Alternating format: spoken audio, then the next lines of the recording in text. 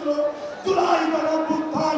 প্রিয় উপস্থিতি, আমরা দেখেছি আজকে অনেকে বড় বড় কথা বলে, তারা যখন আমরা সংগ্রাম করতেছিলাম সেই সময় খুনে হাসিনাকে বৈধতা দিয়েছে। পরবর্তী সময়ে ওই সময় ছাত্রদল তারেক রহমানের নেতৃত্বে রাজপথে ছিল। আজকে পরিবর্তিত প্রেক্ষাপটে তারা বিভিন্ন ন্যারেটিভ তৈরি করে ক্যাম্পাসে গুপ্ত রাজনীতির ন্যারেটিভ তৈরি করে প্রমাণ করতে চায় যে বাংলাদেশে একটি অস্থিতিশীল পরিবেশ রয়েছে।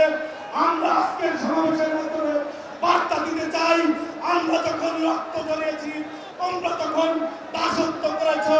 আমরা বলেছি নজরুলের ভাষায়, ওরা চাও দাসের জীবন, আমরা শহীদ মৃত্যু চাই, মৃত্যু ভিতরা।